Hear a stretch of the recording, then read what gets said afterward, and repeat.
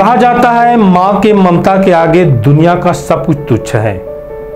मां की चरणों में ही स्वर्ग होता है। दुनिया के हर चीज में मिलावट हो सकती है, पर मां की ममता में कोई मिलावट नहीं होता।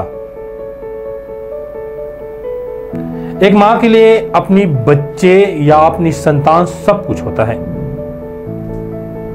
यह बात इंसान मात्र में ही लागू नहीं होता, बल्कि दुनिया का हर वो जीव जो बच्चा देते हैं, बच्चा पैदा करते हैं, वो भी अपने बच्चों को उतना ही प्यार करते हैं। पौराणिक कथा और धार्मिक ग्रंथों में ऐसे कई उदाहरण आते हैं। इसमें लोग अपनी मां का आदेश मानने के लिए घर द्वार, विलासिता की चीज, सारी चीज छोड़ देते हैं। कभी कभी तो लोग अपने जीवन का दान भी कर चुके हैं, जीवन का त्याग भी कर चुके हैं। पर अब समय बदल चुका है, लोगों को ये मानव मस्तिष्क अब बदल चुका है, इसलिए पुरानी इतिहास लोगों को फिजूल लगती है। सत्य घटना पर आधारित आज की कहानी में एक ऐसे बेटे के बारे में बताने वाला हूं जो शराब के लिए पहले तो कुल्हाड़ी मारकर अपनी मां की हत्या कर देता है, फिर अपने ही मां के शव के साथ ऐसी घिनौनी हरकत कर दिया जिसे जानकर मानवता कलंकित हो गई। नमस्कार, मैं हूं वेदभूषण स्नेही। आप देख रहे हैं छत्तीसगढ़ एक्सप्रेस न्यूज के खास कार्यक्रम अपराध की सच्ची और खौफनाक कहानी सावधान छत्तीसगढ़। पिछले एपिसोड में हमने अपराध से जुड़ी कुछ सच्ची कहानी घटना को विस्तार से बताया था। आज के एपिसोड ऐसे घटना पर है जिसे सुनने के बाद आपको यकीन नहीं होगा, आप सोच में पड़ जाएंगे। आपको लगेगा कि किसी इंसान के अंदर आखिर ऐसी हैवानियत कैसे हो सकती है। कुछ लोगों को तो यह भी लगेगा कि कहीं इस इंसान के अंदर कोई शैतान तो नहीं बस गया था। कहा जाता है नशा नाश की जड़ है। नशा की वस्तु पाने के लिए लोग क्या कुछ नहीं करते। कुछ लोग तो अपना खून बेचकर भी नशा करते हैं। इसका बहुत सारा उदाहरण आपको अखबारों में मिल जाएगा। हालांकि यह बात सच है कि नशा के लिए इंसान किसी भी हद तक जा सकता है और इसके लिए इंसान को शर्म कभी नहीं आती। आगे बढ़ने से पहले यहां पर मैं आपको एक छोटी सी उदाहरण बताता हूं। कई साल पहले बस में सफर करते वक्त मैंने देखा था एक शिक्षक जो साथ में सफर कर रहे थे, वहीं एक भिखारी बुजुर्ग महिला भी बस में सफर कर रही थी। वो शिक्षक तंबाकू खाने के आदी थे। तंबाकू नहीं मिला, बस भी नहीं रुका, तो ऐसे में उस शिक्षक को बड़ा दिक्कत हुआ। बस में सवार सभी लोगों से उसने तंबाकू की मांग की, पर किसी के पास तंबाकू नहीं मिला। वो साथ में और मित्र भी थे, उनके पास भी तंबाकू गुटखा जैसे चीज या नशे कोई चीज नहीं थी। इस बात उसने एक बुजुर्ग महिला से भी कहा जो भिखारन लग रही थी, जिसे कपड़े गंदे थे। उस महिला ने अपनी पोटली से तंबाकू की डिबिया निकाला और उस शिक्षक को दे दिया, जिसको उस शिक्षक ने खा भी लिया। यह देखकर मुझे कुछ समय के लिए ही सही, पर अचरज जरूर हुआ था। लेकिन बाद में मुझे खुशी हुई कि नशा के लिए लोग ऊंच नीच, छोटे बड़े जैसे भेदभाव को भूल जाते हैं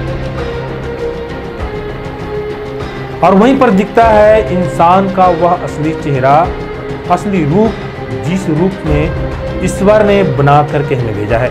बाकी जगह सब दिखावा मात्र है। आज मैं जिस वारदात की बात कर रहा हूं वह 2 साल पुराना है। घटना है 28 अगस्त 2019 की, जब एक शराबी बेटे ने शराब पीने के लिए मां से पैसे मांगा। घर की आर्थिक स्थिति कमजोर और जिस उम्र के बेटे को काम धंधा कर घर के खर्चे में हाथ बटाना चाहिए, वह बन गया शराबी। ऐसी गरीबी स्थिति में कोई मां अपने बच्चे को कितना ही लाड प्यार करती हो, रोज रोज शराब पीने के लिए पैसे की व्यवस्था नहीं कर सकती। 28 अगस्त 2019 का वह दिन जब एक शराबी बेटा शराब पीने के लिए बूढ़ी मां से पैसा मांगता है और जब पैसा नहीं मिलता तब टांगी मारकर अपने ही मां की हत्या कर देता है।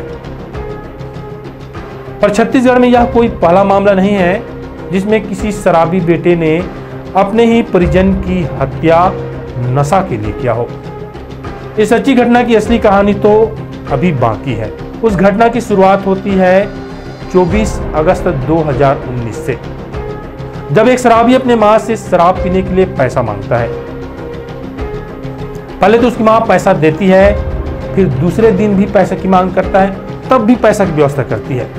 ऐसे करते करते लगातार 4 दिन तक वह माँ अपने बेटे को शराब पीने के लिए पैसा देती रहती, लेकिन वह शौक से नहीं देती थी, बल्कि इसकी एक मजबूरी थी। मजबूरी यह था कि वो उसके बच्चे हैं और बच्चे को प्यार करना माँ की सबसे बड़ी वरदान है। संसार की सबसे बड़ी वरदान अगर इंसान को मिला है वो है माँ का प्यार, जिसमें कभी कोई मिलावट नहीं होती। आखिरकार 27 अगस्त को पैसा देने से मना कर देती है, या कह सकते हैं उसके पास पैसा ही नहीं था। वृद्ध महिला के पास देने के लिए पैसा बचा ही नहीं था। फिर क्या था, महिला का 32 वर्षीय नसीड़ा बेटा शराब के लिए पैसे नहीं मिलने पर पागल सा हो जाता है।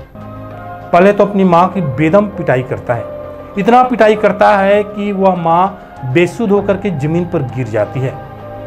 काफी समय तक जमीन पर पड़ी रहती है। इसके बावजूद भी वह पागल सन की शराबी लड़का अपनी माँ को डंडे से पीटता रहता है। कुल्हाड़ी उठाकर अपने ही वृद्ध माँ के ऊपर हमला भी करता है। कुल्हाड़ी की चोट से लहूलुहान होकर वृद्ध महिला जमीन पर न जाने कितने समय के लिए बेसुध हो जाती है, फिर उसकी मौत हो जाती है।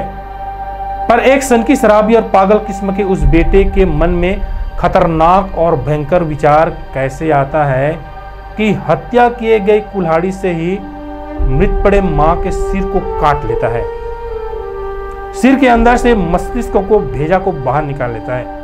या तो कुछ भी नहीं, असली हैवानियत तो तब होती है जब अपने ही मां के मस्तिष्क को बाहर निकालकर खाने के लिए कढ़ाई में सब्जी की तरह भूनने लगता है।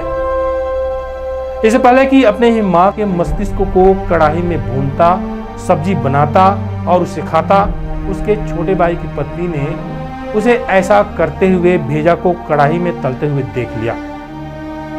फिर क्या था, डर के मारे वह वहां से भागकर अपने पति के पास चली गई, अपने पति को सारी घटना की बताई।